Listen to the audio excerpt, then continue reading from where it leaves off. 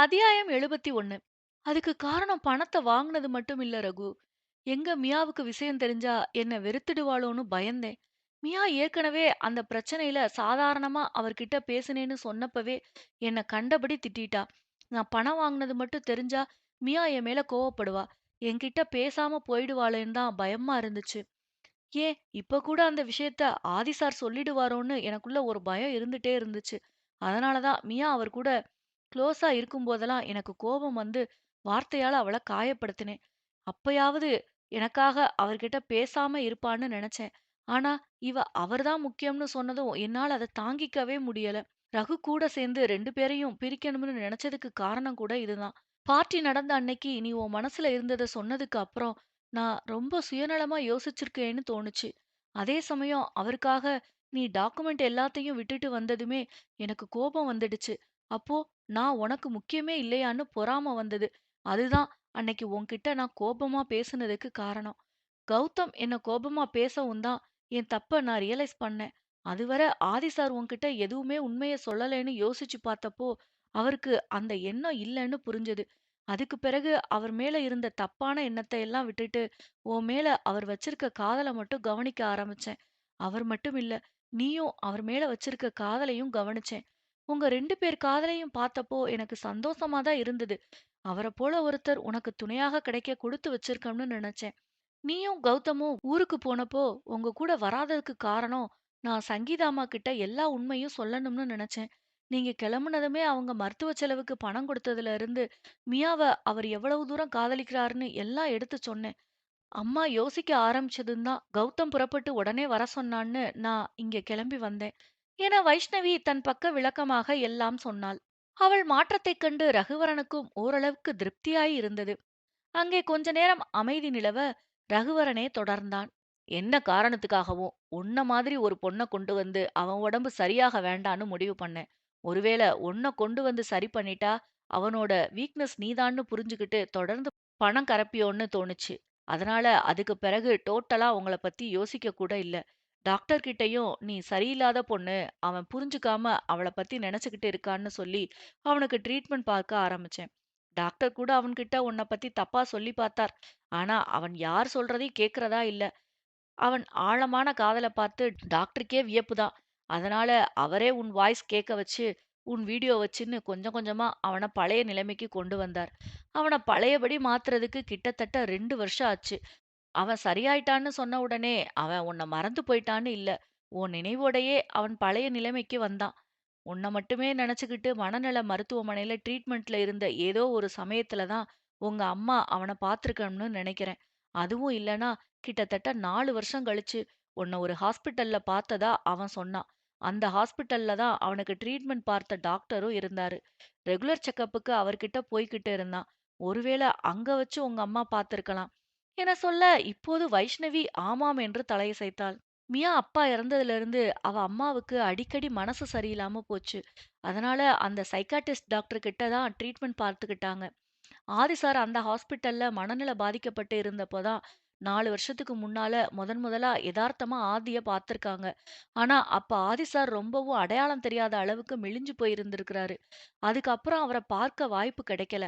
ஆனா 4 வருஷத்துக்கு பிறகு அப்பாவோட இறந்த நாள்ல அம்மா ரொம்பவும் அழுதுட்டே இருக்கவும், மியா மறுபடியும் அவங்கள ஹாஸ்பிட்டல் அழைச்சிட்டு போனா.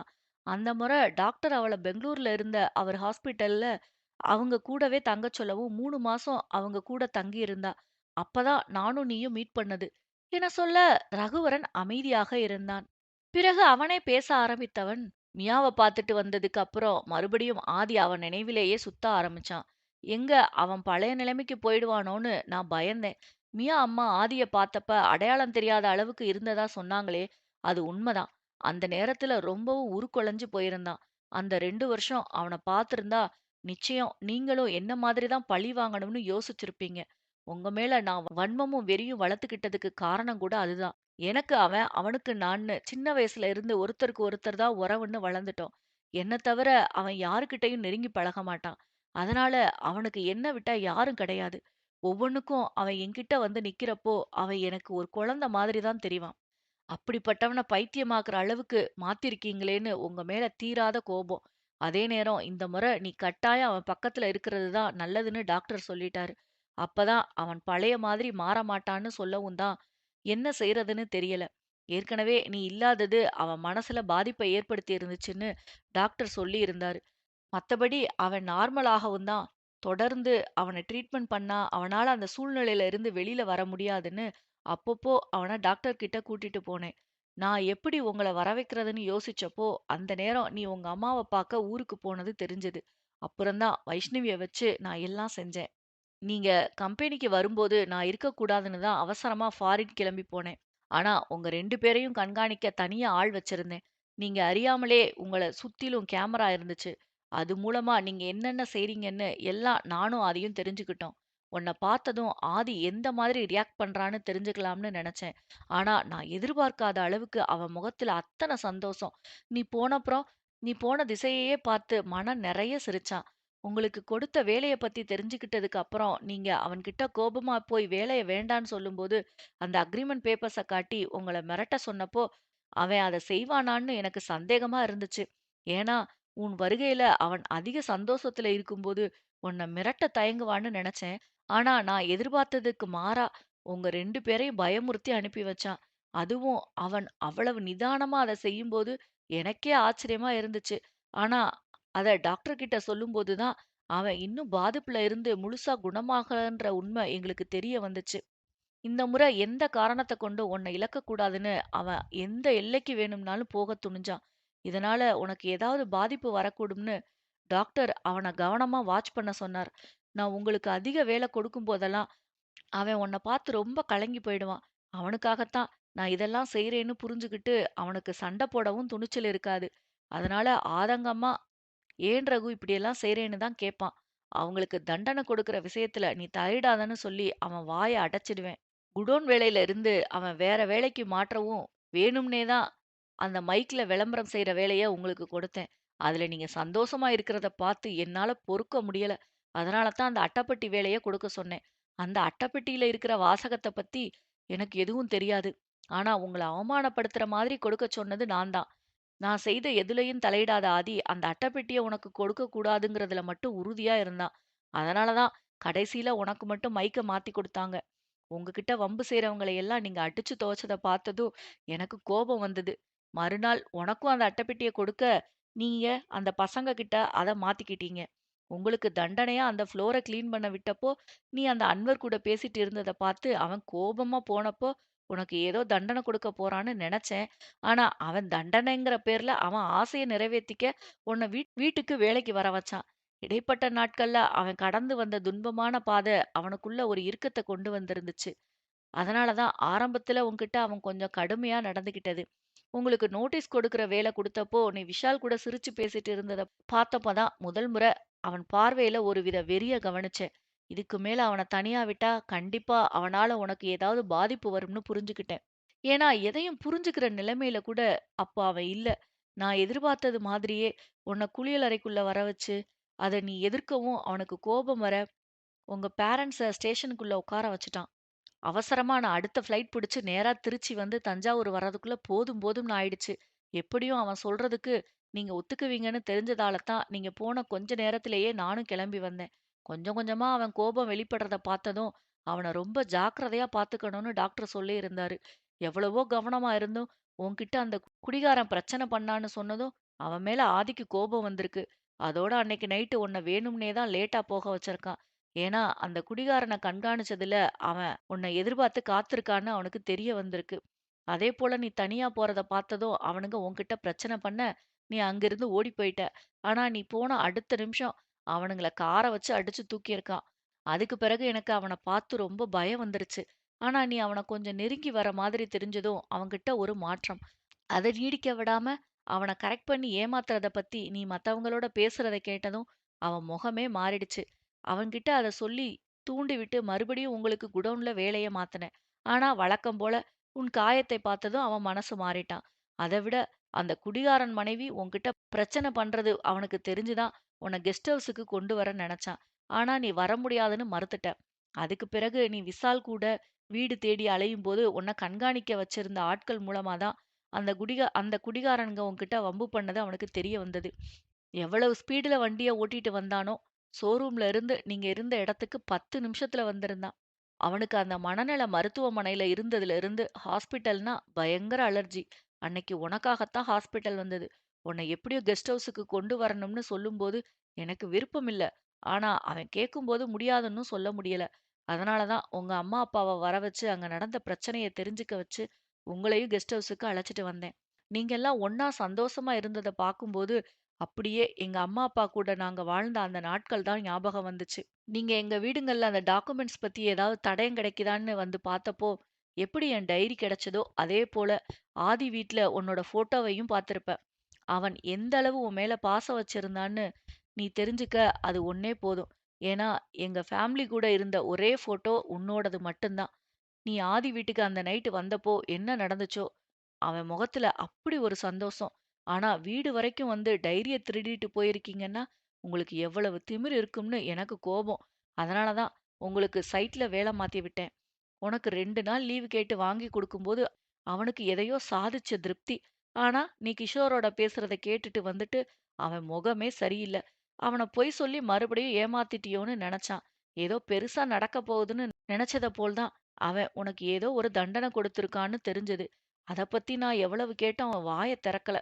அதுக்கப்புறம் 1 வாரம் வீட்டு வேல முழுவதையும் செய்ய வச்சு, உன்ன வாட்டுனது மட்டும் இல்லாம, அவனே உங்கள சைட்டுக்கும் வேலைக்கும் அனுப்பவும், எனக்கே ஆச்சரியமா இருந்துச்சு.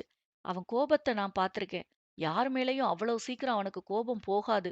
ஆனா, அன்னைக்கு வீட்ட துடைக்கும்போது நீ திட்டுறத கேட்டு அவன் சிரிச்சான். உன்ன பாக்குற ஆசையில தான் உன்ன திட்டுற மாதிரி அங்க வந்தது. ஆனா, அவன் காதல் பொய்ன்னு சொன்னதும் அவனுக்கு கோபம் வந்துடுச்சு. மறுபடியும் எங்க உன்ன ஏதாவது பண்ணிட போறானோன்னு பயந்து தான் நான் அவன உடனே அங்கிருந்து அழைச்சிட்டு போனேன். என சொன்னவன் சற்று இடைவெளி விட்டு நிறுத்தினான். அத்தியாயம் 72.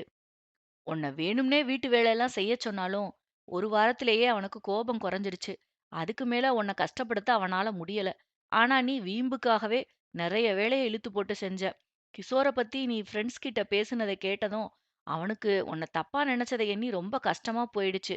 அன்னைக்கு நைட்டு நீ மழையில நனைஞ்சதும், உனக்கு உடம்பு சரியில்லைன்னு அவன் துடிச்ச துடிப்பும், நீ அவன காதலிக்கிறன்னு தெரிஞ்சுக்கிட்டதும், அவன் சந்தோஷப்பட்டதும், வார்த்தையால விவரிக்க முடியாது. அதற்கு பிறகு அவனுக்கு உன்ன சின்னதா கஷ்டப்படுத்த கூட மனசு வரல. அதனால தான் அந்த கட்டிடத்துல உன் கால்ல அடிபட்டதும் என்கிட்டயே சண்டைக்கு வந்தான். அன்னைக்கு நீ அது என் டைரி இல்லன்னு கண்டுபிடிச்சதும் எனக்கு ஆச்சரியம் தான். அது ஆதியோட டைரி தான். அத பார்த்து பார்த்து அவன் ரொம்பவும் மனசொடைஞ்சு போறானேன்னு நான் தான் அத எடுத்துட்டு வந்து என் வீட்ல வச்சிருந்தேன்.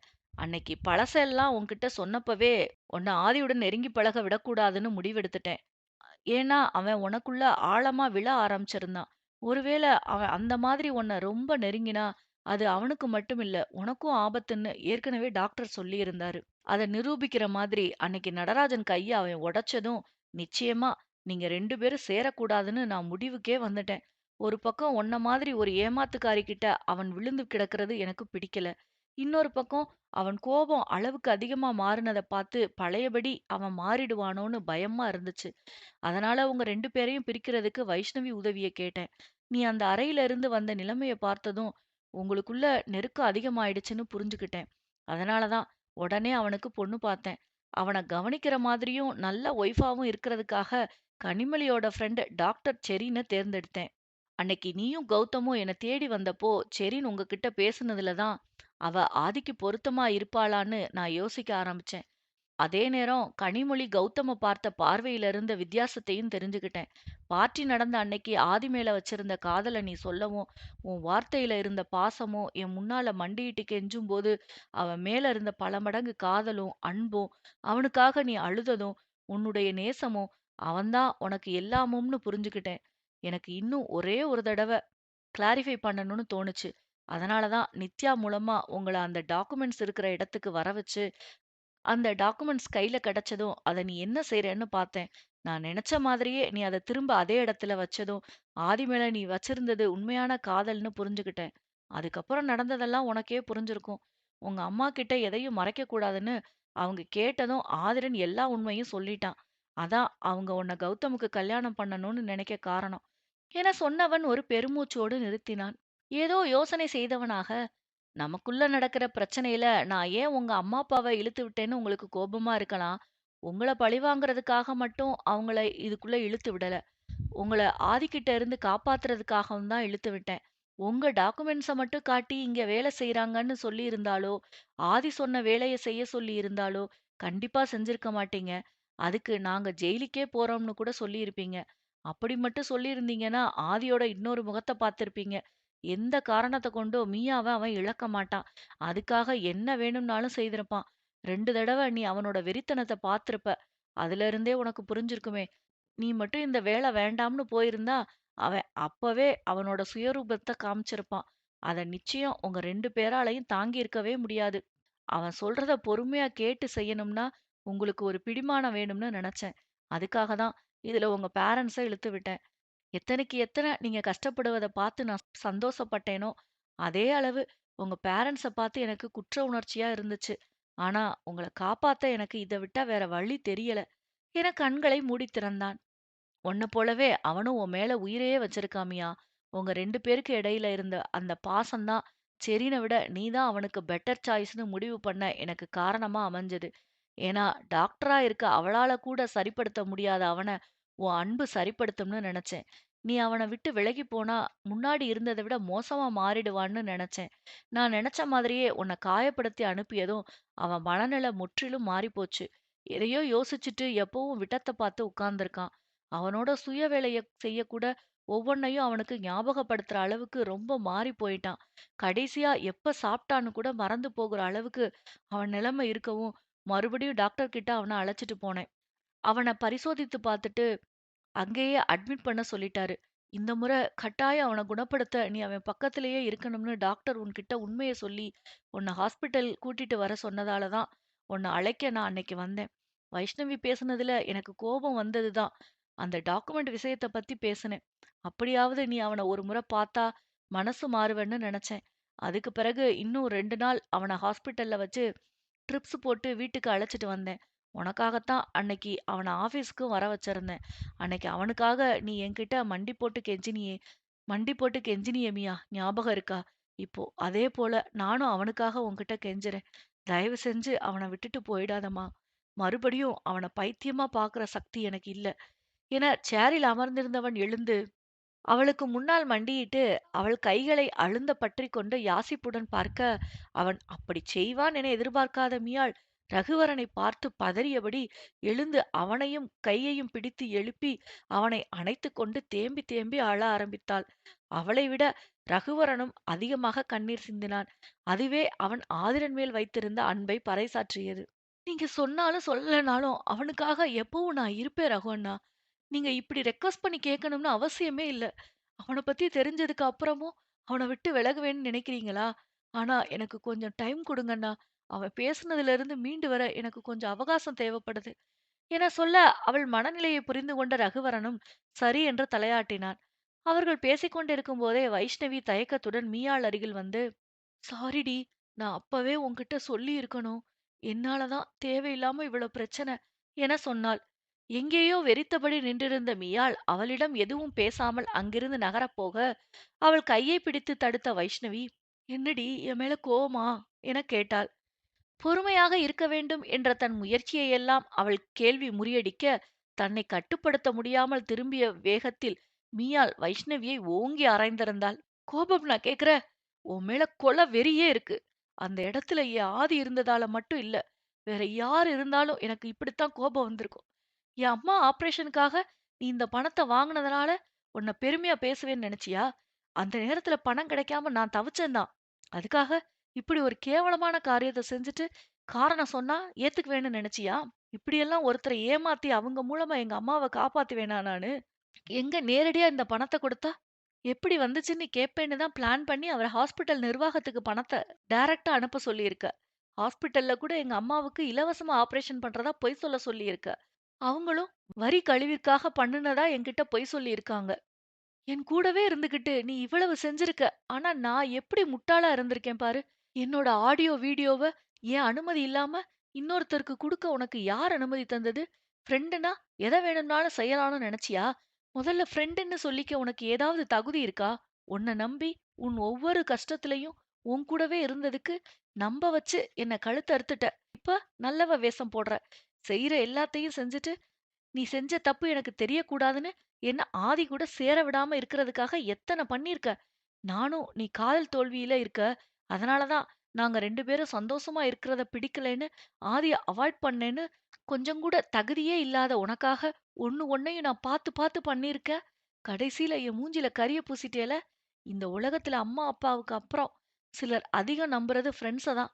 நானும் அந்த லிஸ்ட்ல தான் உன்ன வச்சிருந்தேன். ஆனா இனி உன் கூட என்னால சாதாரணமா கூட பேச முடியும்னு தோணல. ஏன்னா நீ துரோகி. அதுவும் நம்பிக்கை துரோகி. ஃப்ரெண்டுனா எப்படி இருக்கணும்னு இதோ இங்க நிக்கிறாரே இவர பார்த்து தெரிஞ்சுக்கோ என ரகுவை கை காட்டிவிட்டு மீயாள் வைஷ்ணவியை பார்த்து வெறுப்புடன் திரும்பிக் கொண்டாள். அவள் பேச பேச வைஷ்ணவி பதுமை என சமைந்து நின்றாள்.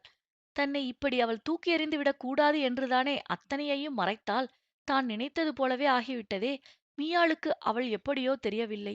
ஆனால் வைஷ்ணவிக்கு அவள்தான் எல்லாமே. அம்மா அப்பாவுக்கு சமமாக அவள் மேல் தன் உயிரையே வைத்திருக்கிறாள். ரகு கூட அவளுக்கு அடுத்ததுதான். ஆதியோடு நெருங்கி பழகியதில் வைஷ்ணவி கோபப்பட்டு இருக்கிறாள்தான். வார்த்தையை வீசி இருக்கிறாள்தான். ஆனால் எதையும் உணர்ந்து பேசவில்லை. மீயாள் தனக்கு மட்டுமே சொந்தம் என்ற பொறாமை உணர்வில்தான் அந்த கோபம் வெளிப்பட்டது. மற்றபடி அவள் இல்லையென்றால் வைஷ்ணவி நிச்சயம் நொறுங்கிப் போய்விடுவாள். வைஷ்ணவி முகத்தைப் பார்த்தபோது எல்லோருக்குமே ஒரு மாதிரியாகத்தான் இருந்தது. ஆனால் அவள் செய்த காரியம் தெரிந்தும் அவளுக்கு ஆதரவாக பேச யாரும் முன்வரவில்லை. தெரிந்த உண்மைகளெல்லாம் எல்லோருக்கும் ஒருவித கலக்கமான மனநிலையை கொடுத்திருக்க, யாருக்கும் அதிலிருந்து வெளிவர முடியவில்லை. யாரும் யாருக்கும் எந்த ஒரு ஆறுதலான பேச்சுக்களையும் கொடுக்க முடியாமல் ஒரு தலையாட்டலுடன் விடைபெற்றுக் கொண்டார்கள். அத்தியாயம் 73. வீட்டிற்கு வந்த மூவரும் ஆளுக்கு ஒரு யோசனையில் இருந்தார்கள். அதன் பிறகு வந்த நாட்களில் மீயாள் வைஷ்ணவியை ஒரு பொருட்டாகவே மதிக்கவில்லை. ஒரே வீட்டில் இருந்தாலும் அவளோடு பேசாதது மட்டுமில்லை, அவள் முகத்தை கூட பார்க்கவில்லை. இருவரையும் அப்படி தனித்தனியாக பார்ப்பது கௌதமுக்குத்தான் கவலையாக இருந்தது. வைஷ்ணவியின் அதிகப்படியான செயல்கள், அதிகப்படியான பேச்சுக்கள் எல்லாம் கௌதமுக்கும் தெரியும்தான். அது அவனை கோபப்படவும் வைத்திருக்கிறது. ஆனால் ஒன்று மட்டும் உண்மை, அவள் மீயாள் மேல் வைத்திருப்பது உண்மையான அன்பு. நிச்சயம் இத்தனை பெரிய பிரச்சனையை எதிர்பார்த்து வைஷ்ணவி அதை செய்திருக்க மாட்டாள். எப்போதும் போல அவளது விளையாட்டு புத்தியால் ஆதியிடம் பேச ஆரம்பித்து பணத்தேவை என்றதும் எதை பற்றியும் யோசிக்காமல் இந்த வழியை தேர்ந்தெடுத்திருக்கிறாள்.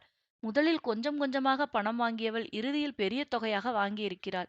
கண்டிப்பாக அவள் செய்தது துரோகம்தான். அதை எந்த விதத்திலும் மறுக்க முடியாது. ஆனால் அதே போல மீயாள் மேல் அவள் வைத்திருக்கும் அன்பும் உண்மைதானே.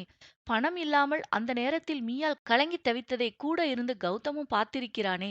அவள் பெயரில் இருந்த டெபாசிட் பணத்தையும் 21 வயதிற்குத்தான் எடுக்க முடியும் என சொல்லிவிட்டார்கள். ஒருவேளை கௌதமுக்கு இப்படி ஒரு வாய்ப்பு கிடைத்து அதன் மூலம் பணம் கிடைக்குமென்றால் அவனும் அதையேதான் செய்திருப்பானோ என்னவோ. ஏனெனில் அவனுக்கும் மீயாள் அத்தனை முக்கியம். அவனும் கடந்த ஒரு வார காலமாக வைஷ்ணவியோடு பேசவே இல்லை. அவள் எவ்வளவு அழுது புலம்பி கூட பார்த்து விட்டாள். இருவரும் அவளை திரும்பி கூட பார்க்கவில்லை. ஒரு வார காலம் மூவரும் என்ன சாப்பிட்டார்கள், என்ன வேலை பார்த்தார்கள், என்ன செய்து கொண்டிருக்கிறார்கள் என கேட்டால் அவர்களுக்கே தெரியாது. அப்படி ஒரு நிலையில் தான் இருந்தார்கள். இருவரையும் இப்படியே விட்டால் மொத்தமாக இருவரும் பிரிந்துவிடக்கூடும் என புரிந்து அவர்களுக்கு இடையில் கௌதம் பாலமாக இருக்க ஆரம்பித்தான்.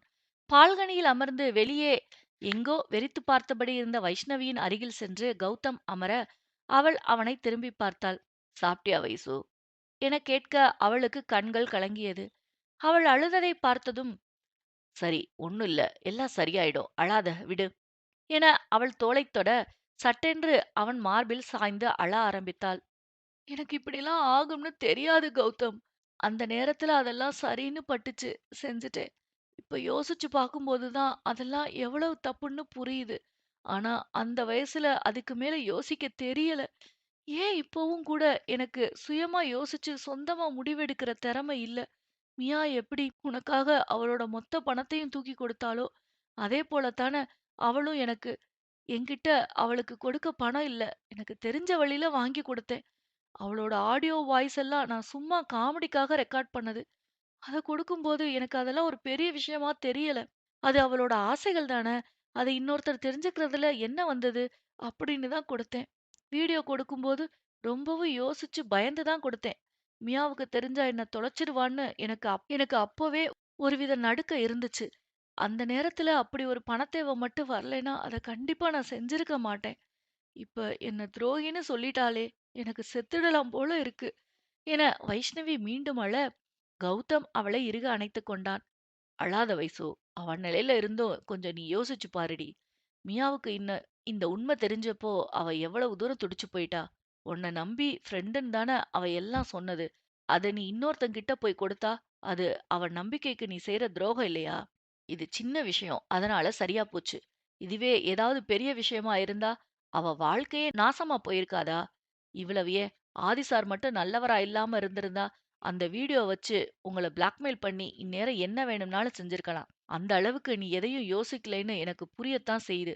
ஆனா, அவ சரியாகி வர்றதுக்கும் கொஞ்சம் அவகாசம் குடு.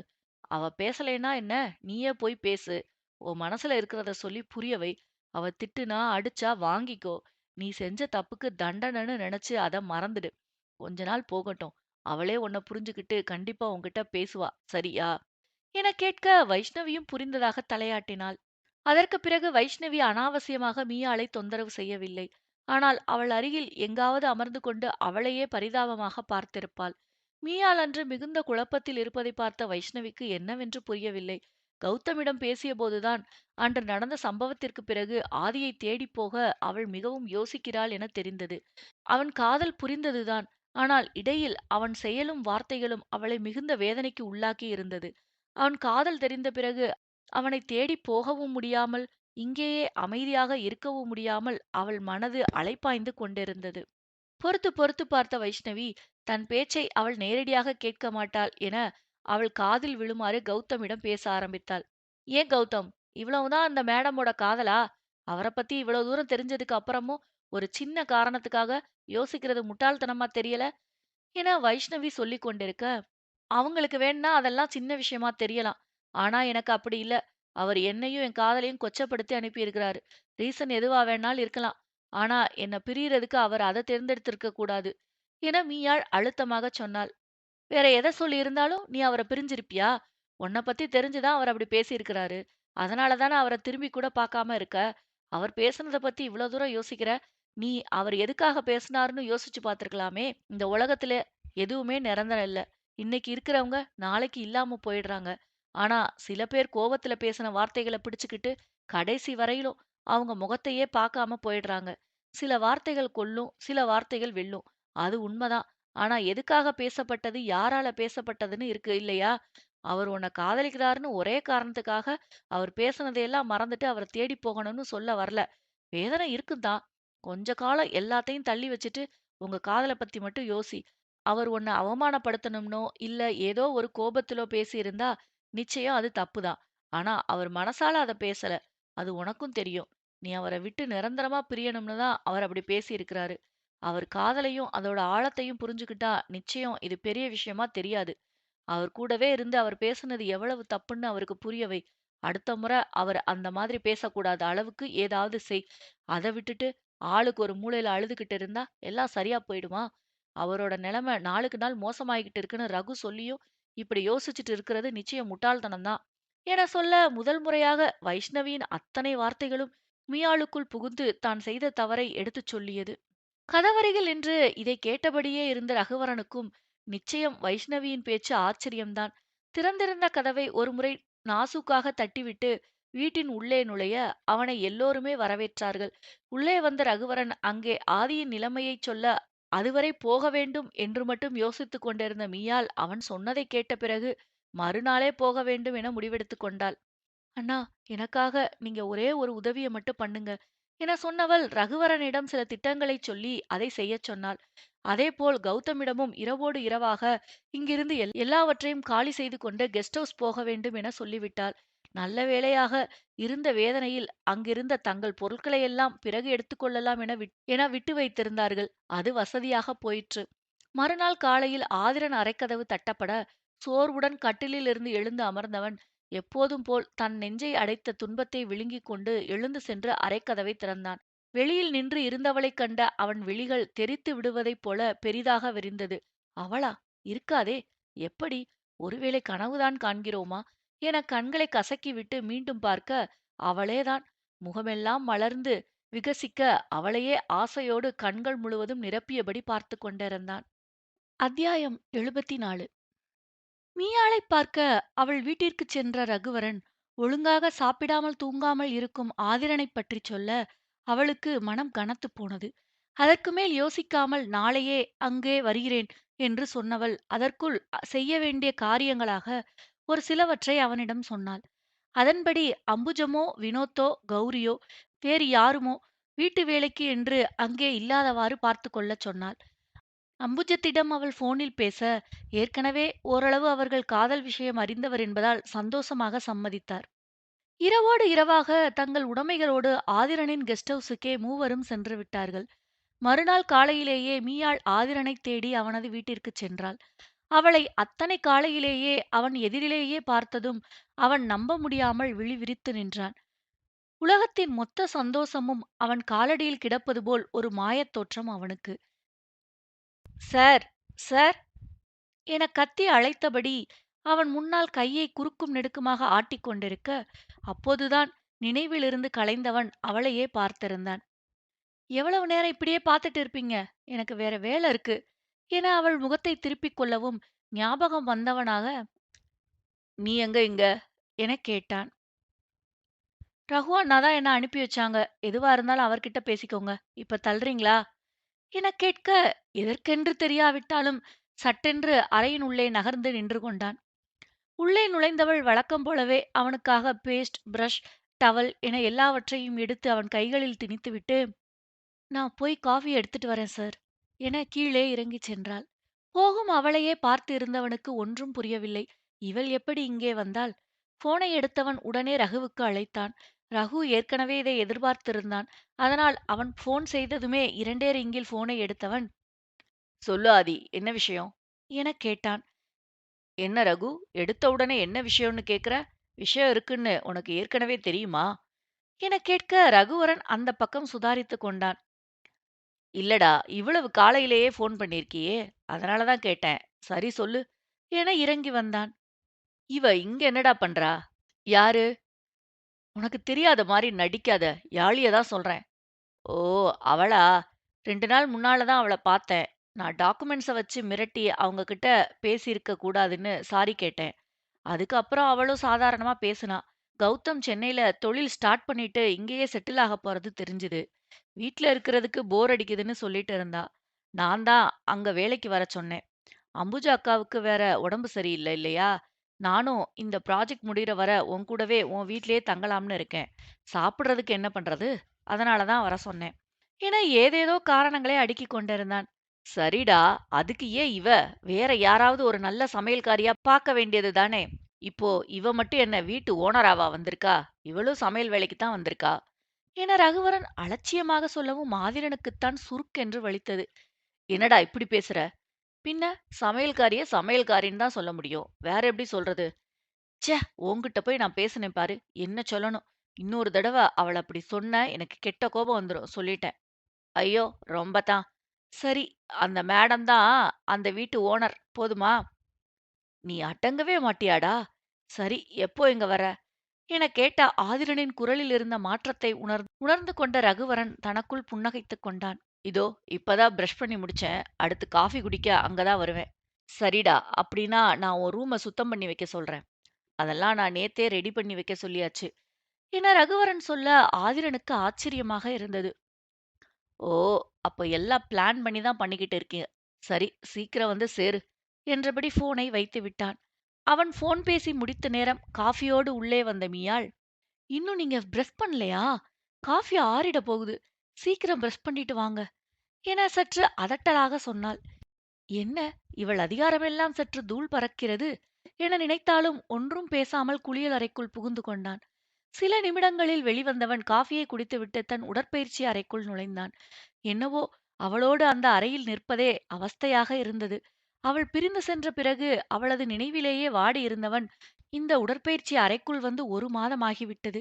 இப்போது புது உற்சாகத்துடன் உடற்பயிற்சி முடித்து வந்தவன் முன்னால் கஞ்சி பவுலுடன் வந்து சேர்ந்தவள் அவன் வருகிறானா என்னவென்று கண்டுகொள்ளாமல் சோஃபாவில் சென்று அமர்ந்தாள். கொஞ்சம் ஏத்தம் கூடித்தான் போய்விட்டது இவளுக்கு என்று நினைத்துக் கொண்டான்.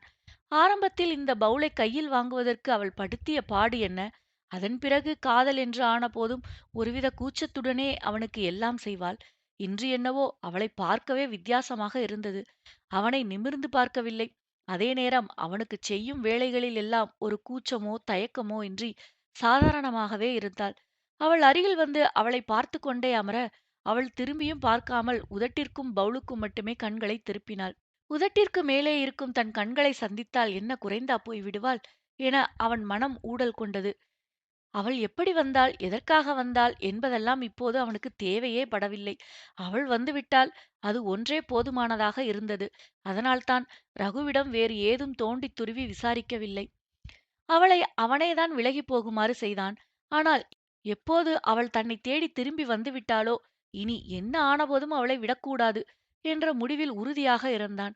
அவள் கஞ்சியை ஊட்டி முடித்ததும் அவனுக்கு அன்றைய நாளுக்கான உடைகளை எடுத்து வைத்தவள் டவலை எடுத்துக்கொண்டு அவனைத் திரும்பிப் பார்க்க, அவனோ இந்த முறை தயங்கினான். மீயாள் அதையெல்லாம் பார்த்தாலும், "என்ன, இப்போ வரீங்களா இல்லையா? நான் அடுத்து போய் டிஃபன் வேற செய்யணும்" என கடுகடுத்தாள். "இல்ல, நானே" என்று அவன் திணற, "என்ன?" என்று சத்தமாகக் கேட்டாள். "அது நானே குளிச்சுக்கிறேன்." "எதுக்கு?" "அப்புறம் நான் அத செய்யல, இத செய்யலேன்னு தண்டன குடுக்கவா? நான் ரகு அண்ணாகிட்ட எல்லா வேலையும் செய்வேன்னு உத்தரவாதம் குடுத்துட்டு தான் வந்திருக்கேன்.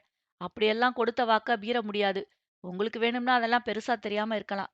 ஆனா எனக்கு என் வாக்கு ரொம்ப முக்கியம். சீக்கிரம் வாங்க." என சொல்லிவிட்டு அவள் குளியலறைக்குள் நுழைந்து கொள்ள, முதன்முறையாக அவளை அங்கே எதிர்கொள்ள அவன் தடுமாறினான். நன்றாக பழகி, காதலித்து, பிரிந்து, அதன் பிறகும் அவளோடு அங்கே போவதற்கு இத்தனை தயக்கம் இருக்கிறதே!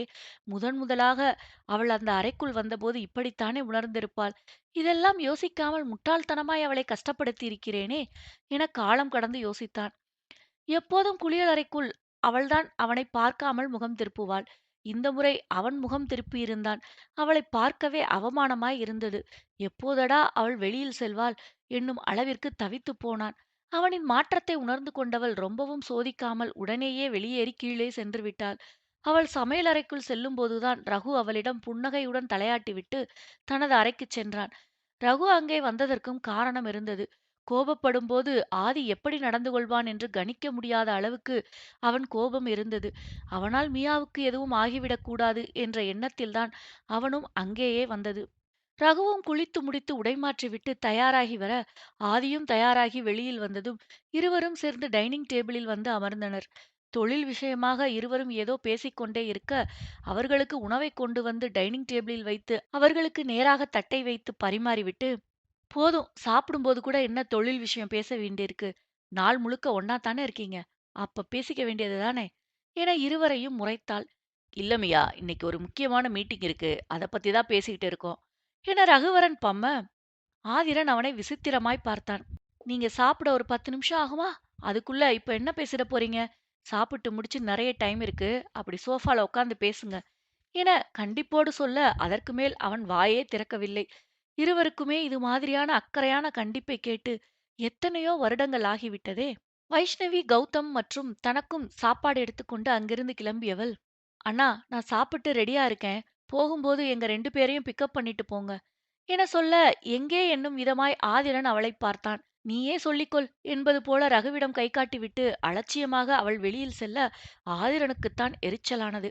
"வர வர அவ ரொம்ப பண்றாடா" என ஆதிரன் போகும் அவளையே பார்த்து கடுப்போடு சொன்னான். "சரி விடுடா. அவ அண்ணா அண்ணான்னு கூப்பிடும்போது எனக்கு ஸ்வேதாவ பார்த்த மாரியே இருக்கு. அதனால அவள அதட்டி என்னால ஒண்ணும் சொல்ல முடியாது. இனி அவ என்ன பண்ணாலும் அவளுக்கு என் ஃபுல் சப்போர்ட் உண்டு.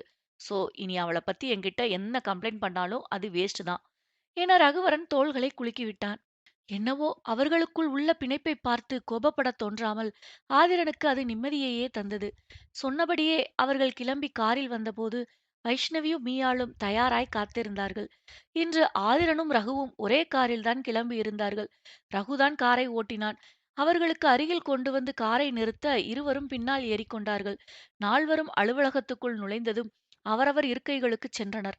10 மணி அளவில் அவர்களுக்கு மீட்டிங் இருக்க, அதை முடித்துக் கொண்டு வரும்போது 12 மணி ஆகியிருந்தது.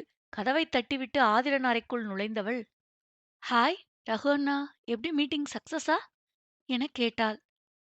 "இந்த ரகு போய் ஒரு மீட்டிங் அட்டெண்ட் பண்ணா சக்சஸ் ஆகாம இருக்குமா?"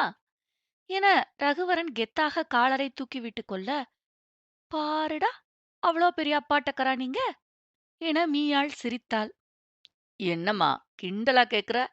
உண்மையிலேயே பெரிய அப்பாட்டக்கர் தான். நீ எங்க வேணும்னாலும் என்ன பத்தி விசாரிச்சு பாரு" என பெருமையாக சொன்னான். அப்படியா? நான் முந்தா நேத்து நம்ம தெரு முக்குல இருக்கிற டீ கடையில விசாரிச்சேனே. ரகுவா?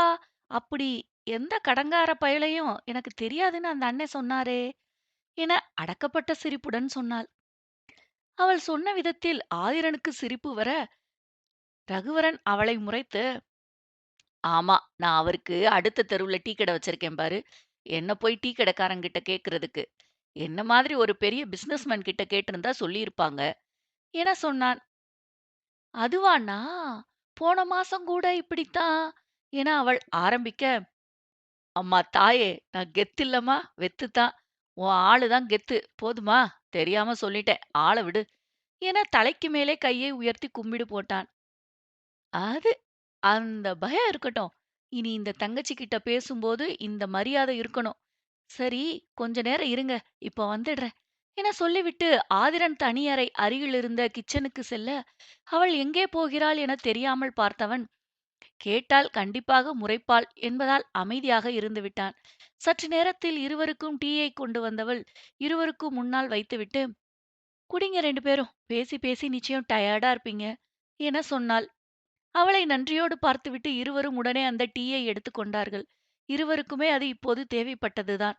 இந்த மாதிரி தேவைப்படும் நேரத்தில் கேட்காமலே தேவைப்படுவதை செய்ய ஒரு ஆள் இருந்தால் எல்லோருக்குமே அவர்கள் வரம்தான். ஒரு சிலருக்கு அவர்களின் அருமை புரிவதில்லை. ஆனால் யாரும் இல்லாத இந்த இருவருக்கும் அது புரிந்தது. ஒரு புன்னகையோடு ரகுவிடம் தலையாட்டிவிட்டு அவள் வெளியேறிவிட ஆதிரன் அவளை ஏக்கமாய் பார்த்திருந்தான். அத்தியாயம் 75. அவர்களின் நாட்கள் அழகாக சென்றது. ரகுவரன் ஆதிரன் இருவருக்குமே மீயாள் இன்றியமையாதவளாக ஆகிப் போனாள். ஆதிரனுக்குத்தான் அவள் தன்னை தவிர்ப்பது கண்டு மனம் வலித்தது. ஆனால் அவன் பேசிய வார்த்தைகளின் வீரியத்தையும் உணர்ந்துதான் இருந்தான். அதனால் தானே அவளிடம் சென்று பேசவும் மனது வரவில்லை. அப்படியே பேசினாலும் என்னவென்று சமாதானம் சொல்லுவான்? திரும்ப அவளைப் பார்க்கவே கூடாது என்றுதான் அந்த வார்த்தைகளை பேசியது. ஆனால் தன் கண்முன்னே அவள் இருக்கும்போது அவள் முகத்தில் விழிக்கவே அசிங்கமாயிருந்தது. காதலால் அவள் தன்னை நெருங்கியதை கொச்சைப்படுத்தி பேசிவிட்டவனுக்கு இன்னும் எத்தனை நாட்கள் ஆனாலும் அதை மறந்துவிட்டு அவள் தன்னை நெருங்குவாளா? அப்படி அருகில் வரும்போதெல்லாம் அவளுக்கு தான் பேசிய வார்த்தைகள் நினைவில் தோன்றாதா? எப்படி இதையெல்லாம் சரி செய்யப் போகிறேன் என நொந்து போனான். வைஷ்ணவியும் முன்னைப் போல அல்லாமல் ஆதிரன் வீட்டுக்கு அடிக்கடி வர ஆரம்பித்தாள். மீயாளும் அவளும் பேசிக் கொள்வதில்லை என்பதை ஆதிரனும் கவனித்துதான் இருந்தான். என்ன காரணம் என்று தெரியவில்லை. அதைக் கேட்கும் தகுதியும் இப்போது அவனுக்கு இல்லை. அதனால் அமைதியாக இருந்தான். மீயாள் தன்னுடைய வீடு போல அங்கே வளைய வந்ததைப் பார்க்க வைஷ்ணவிக்கு திருப்தியாக இருந்தது. ஆதிரனை பார்க்கும்போது அவளுக்கு மனம் குறுகுறுத்தாலும் அவன் இயல்பாகவே அவளிடம் பேசினான். ரகு அண்ணா, இந்தாங்க இஞ்சி டீ என ஒன்றை அவன் கைகளில் கொடுத்தவள், இன்னொன்றை ஆதிரன் கைகளில் எதுவும் பேசாமல் கொடுத்துவிட்டு அங்கிருந்து நகர, போகும் அவளையே அவன் ஏக்கமாய் பார்த்திருந்தான். அவன் பார்வையை கவனித்த வைஷ்ணவி, இப்படியே பார்த்துக்கிட்டே இருந்தா ஒண்ணும் வேலைக்கு ஆகாது பாஸ். ஏதாவது இறங்கி முயற்சி பண்ணுங்க. அப்பதான் அது மடியும் என சொல்ல ஆதிரன் புரியாமல் பார்த்தான். எது மடியும்? என ஆதிரன் கேட்க அவனை ஒரு முறை ஏற இறங்க பார்த்துவிட்டு, பிறகு ஒரு தோள் குலுக்கலுடன், என் ஃப்ரெண்டுங்கிற பேர்ல அலையுதே ஒரு அடங்கா பிடாரி, அதத்தான் சொல்றேன் என சொன்னாள். ஓஹோ என்றவன் சிறிய அமைதிக்குப் பிறகு, ஆனா எப்படி? எனக் கேட்டான். இது ஒரு அடங்காத முரட்டு பீஸு பாஸ். அதனால கொஞ்சம் கஷ்டம்தான். ஆனா தொடர்ந்து முயற்சி பண்ணா வாய்ப்பிருக்கு என வைஷ்ணவி ஒரு சிரிப்புடன் சொன்னாள். அதுதான் தெரியுதே. ஆனா அவள எப்படி கரெக்ட் பண்றதுன்னு மட்டும் தான் தெரியல. அதுக்கு ஏதாவது ஐடியா சொல்லு என ஆதிரன் வெளிப்படையாகவே கேட்டான். தாடையில் கை வைத்து யோசித்தவள், பேசாம உங்க ஆளுக்கு பிடிச்சதா பார்த்து ஏதாவது செய்யுங்க. மேடம் மனசு மாறுறாங்களான்னு பார்ப்போம். அப்படி இல்லன்னா வேற வழி யோசிக்கலாம் எனச் சொன்னாள். நெற்றியை தடவியவாறு யோசித்தவன், ஆனா அவளுக்கு என்ன பிடிக்கும்னு என ஆரம்பிக்க அவனை முறைத்த வைஷ்ணவி, அட பாஸே! என்னய்யா லவ்வர் நீ! இனி எல்லாத்தையும் என்கிட்டயே கேட்கிறியே! என அவள் சலித்துக் கொண்டாள். அவள் சொன்ன விதத்தில் சிரித்தவன், அவளுக்கு பிடிச்சதெல்லாம் எனக்கு தான் தெரியுமே! நான் ஆல்ரெடி அதெல்லாம் பண்ணியாச்சு. புதுசா செய்ய என்ன இருக்குன்னு தெரியலையே!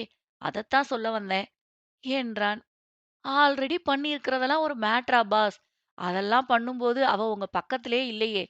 சரி, நீங்க சர்ப்ரைஸாவே காட்டியிருந்தாலும் கூட, இன்னும் எத்தன தடவ ஆனாலும் ஒரு சில விஷயங்கள் பொண்ணுங்களுக்கு எப்பவும் சர்ப்ரைஸ் தான்.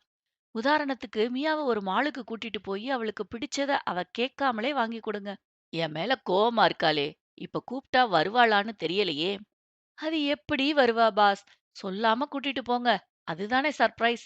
சரி, முயற்சி பண்ணி பாக்குறேன். முயற்சியாவது ஒண்ணாவது.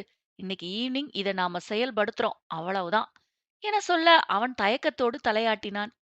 அன்றும் எப்போதும் போல நால்வரும் கம்பெனிக்கு கிளம்பிச் சென்றவர்கள் மாலை வீட்டிற்கு கிளம்பும்போது வைஷ்ணவி ஆதிரனுக்கு கண்ணை காட்டிவிட்டு வேகமாக ரகுவரன் அருகில் வந்து, ரகு, எனக்கு ஒரு சின்ன ஹெல்ப். எனக்கு ஒரு முக்கியமான திங்ஸ் வாங்கணும். நீங்க என் கூட வர முடியுமா என கேட்டாள்.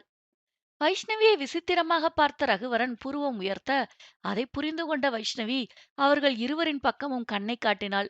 திரும்பி பார்க்க ஆதிரனும் மீயாளும் அருகருகே நின்று கொண்டிருந்தனர். ஆதிரன் மீயாளை பார்த்திருக்க, அவளோ எங்கோ பார்த்து கொண்டிருந்தாள். என்ன நடக்கிறது என்று புரியாவிட்டாலும், சரி, போகலாம் என ரகுவரன் சொன்னான். ஆதி பாஸ், நீங்க மியாவ கூட்டிட்டு போயிடுங்க. நான் ரகு கார்ல வந்துடுறேன் என சொல்ல அவனும் தலையாட்டிவிட்டு காரில் ஏறிக்கொள்ள, மீயாள் அவர்களை சந்தேகமாய் பார்த்தாலும் ஒன்றும் பேசாமல் முன்னிருக்கையில் ஏறிக்கொண்டாள். மீயாளை திரும்பி திரும்பி பார்த்தபடி ஆதிரன் காரை ஓட்டிக் கொண்டு வர அவள் அதை உணர்ந்தாலும் அவனை கண்டுகொள்ளாமல் வெளியே பார்வையை பதித்திருந்தாள். ஆதிரன் வீட்டுக்குச் செல்லும் வழியில் செல்லாமல் வேறு வழியில் செல்லவும் அவனை திரும்பி கேள்வியாய் பார்த்தாள். ஆனால் அவனோ பதில் சொல்லாமல் சென்று கொண்டிருக்க, மீயாளே, நாம எங்க போறோம் எனக் கேட்டாள்.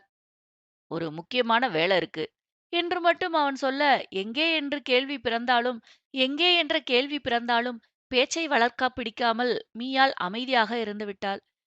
அவன் ஒரு மால் முன்னால் காரை நிறுத்த, இங்க என்ன முக்கியமான வேலை வச்சிருக்கான்னு தெரியலையே என நினைத்துக்கொண்டே காரிலிருந்து இறங்கினாள். அவனும் காரை பார்க் செய்துவிட்டு அவளோடு சேர்ந்து நடக்க, ஒரு வார்த்தையாவது எங்க போகிறோன்னு கேக்குறாளா பாரு என மனதுக்குள்ளேயே நொடித்துக் கொண்டுதான் அவளோடு நடந்து வந்தான். ஒரு ரெடிமேட் ஷாப் உள்ளே சென்றவன் அவளுக்கென்று சுடிதார் செட்டுகளை பார்த்து கொண்டிருக்க, யாருக்கென்று தெரிந்தாலும் வேண்டுமென்றே அவனை ஆழமாய் பார்த்தாள். இது யாருக்கு சார் என கேட்டாள்.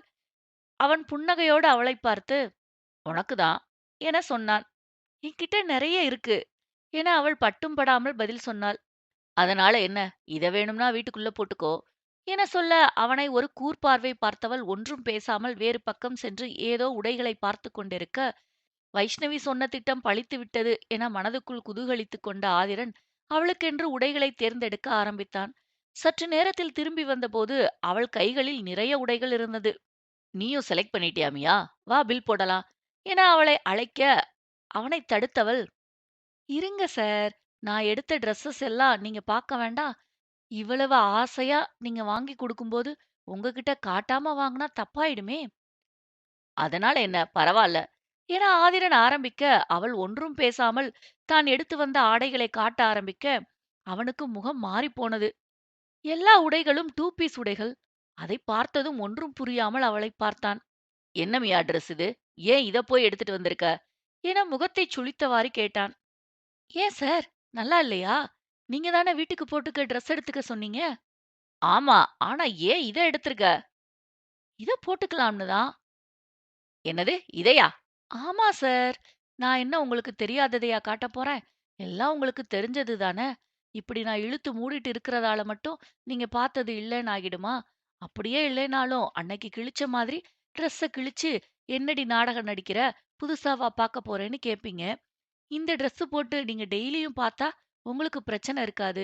எனக்கும் தேவையில்லாம ட்ரெஸ் கிழியிற வேலை இருக்காது.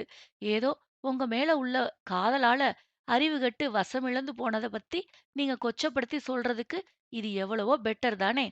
இன்னும் காலகாலமா ஆண்கள் எல்லாம் பெண்கள் வாய அடக்குவதற்கு இந்த மாதிரி குற்றச்சாட்டு தானே வைக்கிறீங்க. என்னாலயும் கூட அன்னிக்கு நீயும் அப்படித்தானே இருந்தேன்னு பதில் சொல்ல முடியல பாருங்க. ஏன்னா அதெல்லாம் உங்களுக்கு அவமானமா தெரியாது. ஏனோ எங்களுக்கு மட்டும் அதெல்லாம் உயிரைக் கொல்ற மாதிரி வலிக்குது என அவள் பேசப் பேச ஆதிரன் முகம் கருத்து நின்றிருந்தான்.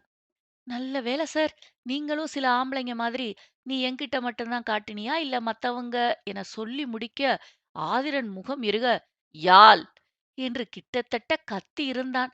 அருகிலிருந்த இரும்பு டிராலியை அழுந்த பற்றியவன், போகலாம் என அதை வேகமாக தள்ளிவிட்டு நகர அதை கீழே விழாமல் பிடித்து மீண்டும் அதே இடத்தில் நிறுத்தி வைத்துவிட்டு மீயாள் அவனை பின்தொடர்ந்தாள். காரை அவன் மிக வேகமாக செலுத்திக் கொண்டிருக்க, ஏன் சார் இவ்வளவு வேகமா போறீங்க? ஒருவேளை கோபமா இருக்கீங்களோ? இப்ப என்ன நடக்காதத சொல்லிட்டேன்னு உங்களுக்கு இவ்வளவு கோபம் வந்துடுச்சு. நடந்தத தானே சொன்னேன். என அவள் அலட்சியமாக சொல்ல, அவனின் காரின் வேகம் இன்னும் அதிகரித்தது. அசுர வேகம் என்று சொல்வார்களே, அப்படி ஒரு வேகம். 15 நிமிடத்தில் வீட்டில் வந்து காரை க்ரீச்சிட்டு நிறுத்த, உள்ளே இருந்த ரகுவரனும் வைஷ்ணவியும் கூட வெளியில் ஓடி வந்து பார்த்தார்கள். கார் கதவை அறைந்து சாத்திவிட்டு, அவர்களை நிமிர்ந்து கூட பார்க்காமல் வேகமாக உள்ளே சென்ற ஆதிரன், அதே வேகத்தில் மாடி ஏறி தனது அறைக்குள் நுழைந்து கதவை அடைத்துக் கொண்டான். நிதானமாக கார் கதவை திறந்து உள்ளே வந்த மீயாளிடம் இருவரும் என்னவென்று விசாரிக்க, சின்ன சண்டை என்று மட்டும் சொன்னாள். சின்ன சண்டைன்னு தான் சொல்ற. அவன் போற வேகத்த பார்த்தா, சின்ன பிரச்சனையா இருக்கிற மாதிரி தெரியலையே! என ரகுவரன் காதை தேய்த்து விட்டுக் கொண்டே கேட்டான். ஏனெனில் ஆதிரன் கதவை சாத்திய வேகத்தில் கொய்ங் என்ற சத்தம் எல்லோர் காதிலும் கேட்டுக்கொண்டிருந்தது. "உங்களுக்கெல்லாம் காஃபி வேணுமா?" என கேட்டுக்கொண்டே அடுப்பில் பாலை ஊற்றி ஸ்டவ்வை பற்ற வைத்தவாறு கேட்க, இருவரும் சரி என்று தலையாட்டினார்கள். காஃபி போட்டுக்கொண்டே ரகுவரனை பார்த்து சிரித்து, "அவர பத்தி தான் உங்களுக்கு தெரியுமே அண்ணா. சின்ன பிரச்சனைக்கு கூட அவருக்கு கோபம் பெருசா தான் வரும். நான் சமாளிச்சுக்கிறேன். விடுங்க" என சொன்னாள். அவள் சொல்லி முடித்த அடுத்த நொடியில் ஏதோ நொறுங்கும் சத்தம் கேட்க மூவருக்கும் திடுக்கென்று ஆனது.